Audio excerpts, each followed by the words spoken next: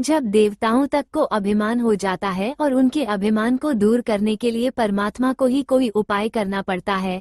गरुड़, सुदर्शन चक्र तथा सत्यभामा को भी अभिमान हो गया था और भगवान श्री कृष्ण ने उनके अभिमान को दूर करने के लिए श्री हनुमान जी की सहायता ली थी।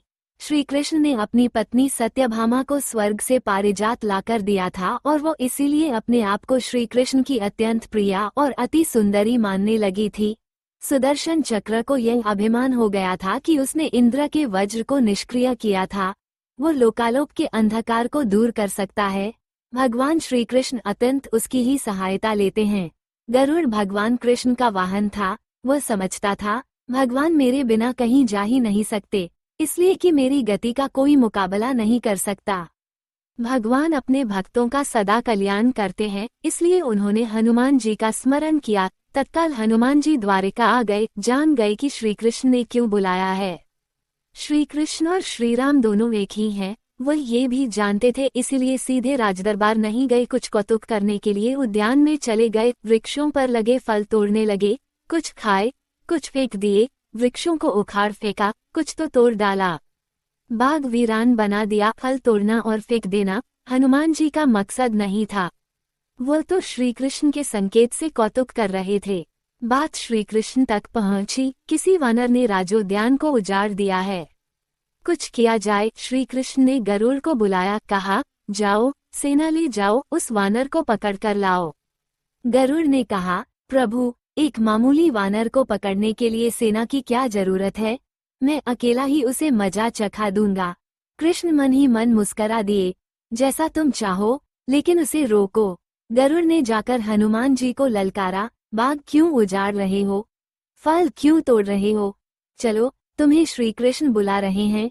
हनुमान जी ने कहा मैं किसी कृष्ण को नहीं जानता, मैं तो श्री राम का सेवक हूँ, जाओ कह दो मैं नहीं आऊंगा। गरुड़ क्रोधित होकर बोला, तुम नहीं चलोगे तो मैं तुम्हें पकड़कर ले जाऊंगा।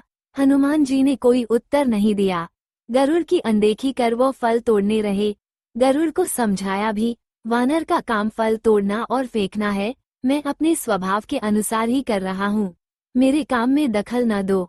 क्यों झगड़ा मोल लेते हो, जाओ मुझे आराम से फल खाने दो। गरुड़ नहीं माना। तब हनुमान जी ने अपनी पूंछ बढ़ाई और गरुड़ को दबोच लिया।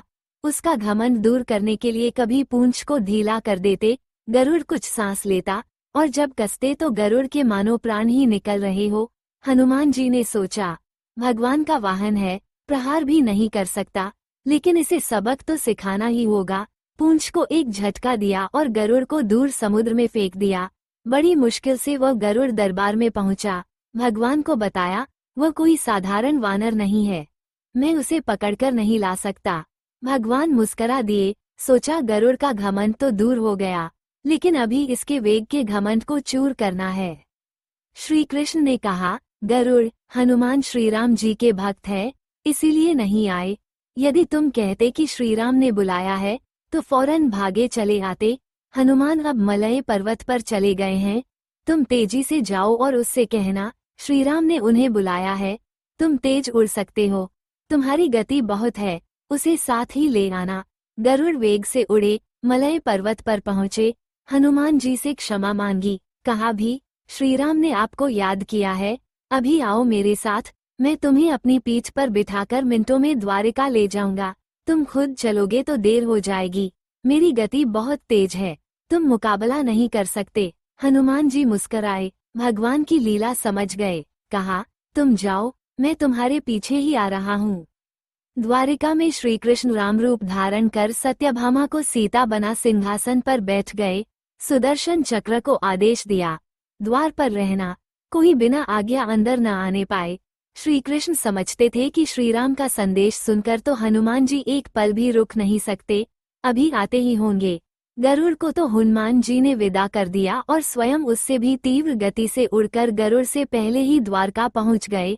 दरबार के द्वार पर सुदर्शन ने उन्हें रोककर कहा, बिना आज्ञा अंदर जाने की मनाही है, जब श्रीराम बुला रहे हों तो हनुमान जी विलंब सहन नहीं कर सकते।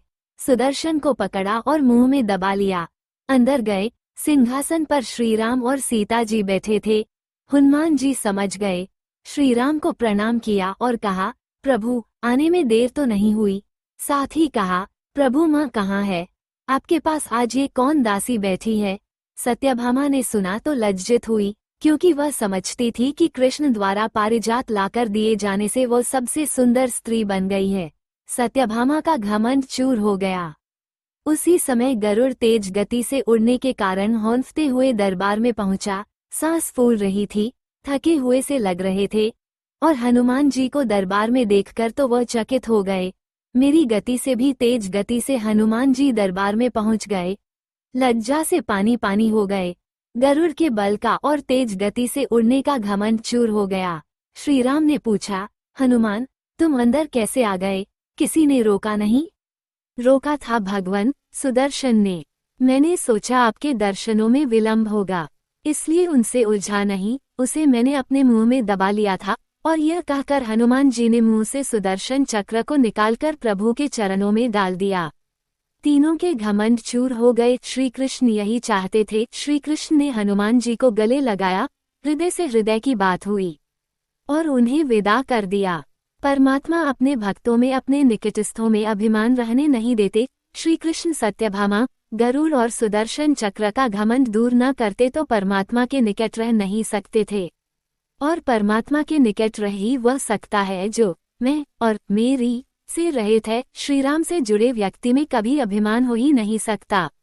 न श्रीराम में अभिमान था, न उनके भक्त हनुमान में। न श्रीराम ने कहा कि मैंने किया है और न हनुमान जी ने ही कहा कि मैंने किया है। इसलिए दोनों एक हो गए, न अलग थे, न अलग रहे।